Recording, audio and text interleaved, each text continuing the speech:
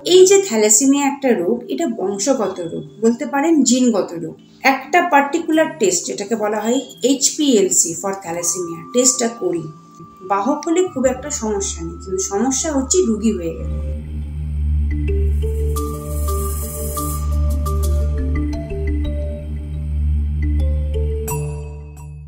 আজ আপনাদের থ্যালাসেমিয়া নিয়ে কিছু ইম্পর্টেন্ট কথা আমি জানাবো, যেটা হয়তো অনেকেই জানেন কিন্তু ঠিক মতো করে বুঝতে পারছেন না এটা কতখানি ইম্পর্টেন্ট, অথচ এটা কিন্তু ছড়িয়ে আছে। আচ্ছা, থ্যালাসেমিয়া একটা হিমোগ্লোবিনোপ্যাথি, মানে আমাদের যে রক্ত তৈরি হয়, রক্তর মধ্যে যে হিমোগ্লোবিন, আমরা যখনই কোনো টেস্ট করি, CBC যখন বলা হয় যে কমপ্লিট হিমোগ্রাম, তখনই আমাদের প্রথম কথাটা আসে কত হিমোগ্লোবিন কম না বেশি। তাহলে এই একটা জিনিস যেটা আমরা রক্ত শরীরে আছে কি নেই সেটা আমরা বুঝতে পারি, কতটা কম বা বেশি বা নর্মাল। তো এই যে থ্যালাসেমিয়া একটা রোগ, এটা বংশগত রোগ, বলতে পারেন জিনগত রোগ। এই রোগটা আসে হচ্ছে বংশ থেকে, বাবা মা থেকে ছেলে, ছেলে থেকে তার ছেলে, এইভাবে। তো থ্যালাসেমিয়ার রোগ বা থ্যালাসেমিয়ার রোগী, এটা কিন্তু আমাদের মানে কার্স নয়। আমরা কিন্তু চাইলেই এই যে থ্যালাসেমিয়া বাবা মার কাছ থেকে ছেলে, ছেলের কাছ থেকে ছেলের ছেলে, এই যে ট্রানজিশন, এই যে পাঠিয়ে দেওয়া ব্যাপারটা আমরা বন্ধ করতে পারি। আমরা এই বংশগত রোগটাকে কিন্তু আটকে দিতে পারি যদি আমরা একটু অ্যাওয়ার হয়।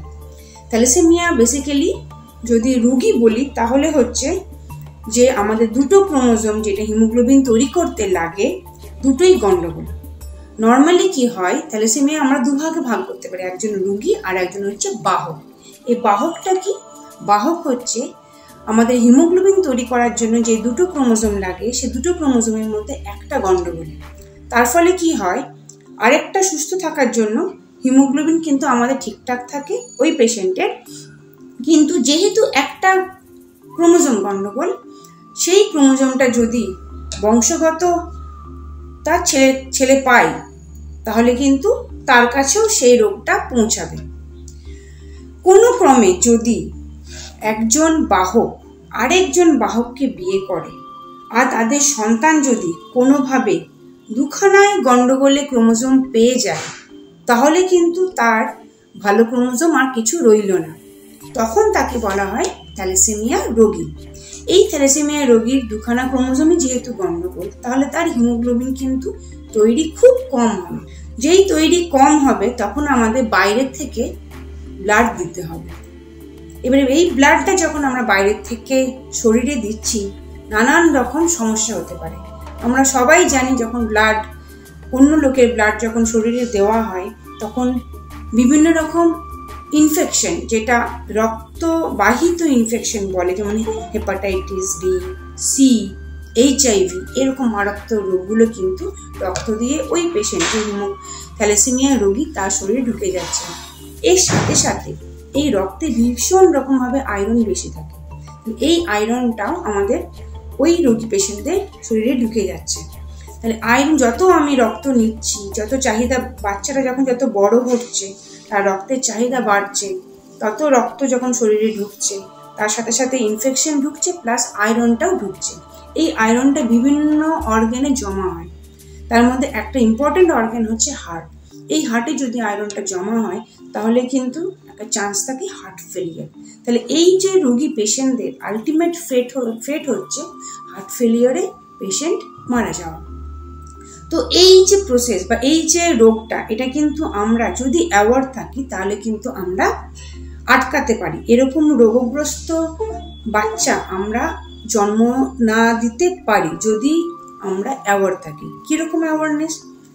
আমরা যদি বিয়ের আগে একটা পার্টিকুলার টেস্ট, যেটাকে বলা হয় HPLC ফর থ্যালাসেমিয়া, টেস্টটা করি, আর মেয়ে এবং ছেলে দুজনেই করা হয়, এবং সেটা কোনো ডাক্তারবাবু, বিশেষ করে হেমাটোলজিস্টের কাছে গিয়ে যদি কনসাল্ট করা হয় যে আমরা কি, আমাদের যদি বিয়ে হয় তাহলে আমাদের কি সন্তানরা সুস্থ থাকবে, না বাহক হবে, নাকি রোগী হবে, এই যে আমরা উপদেশ, উনি যে ডাক্তারবাবু যেভাবে ওনাকে বোঝাবেন বা সেটা যদি শোনা যায়, তাহলে কিন্তু আমরা আটকাতে পারি।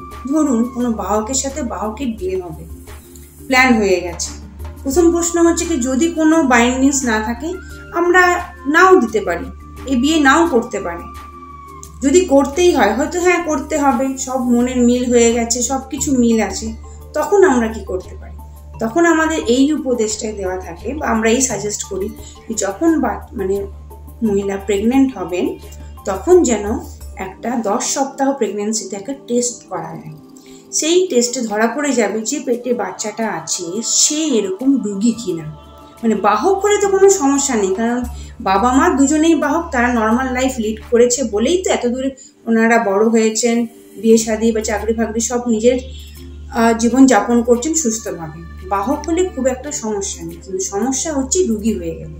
তাহলে ওই টেস্টেই আমরা জানতে পারবো ওই ছোট বাচ্চাটা যেটা এখনো ভ্রূণ অবস্থায় আছে সেই রোগী না বাহক না নর্মাল। যদি বাহক বা নর্মাল হয় তাহলে কোনো সমস্যা নেই, মা প্রেগনেন্সি ক্যারি করতে পারে।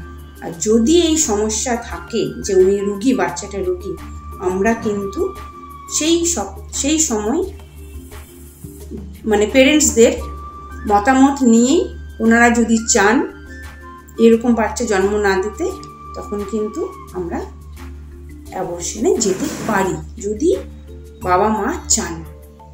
কারণ 20 সপ্তাহের আগে যদি হয় তখন বাচ্চা খুবই ছোট থাকে, তাতে মা বা মায়ের সেভাবে কোনো ক্ষতি হয় না।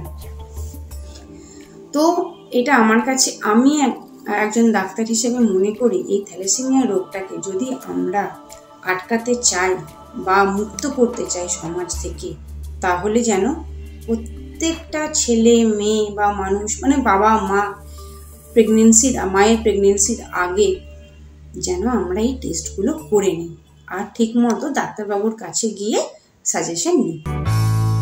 লাইক ও সাবস্ক্রাইব করার পাশাপাশি বেল আইকনটি প্রেস করতে ভুলবেন না। ওয়েল টক, টকিং ওয়েলনেস।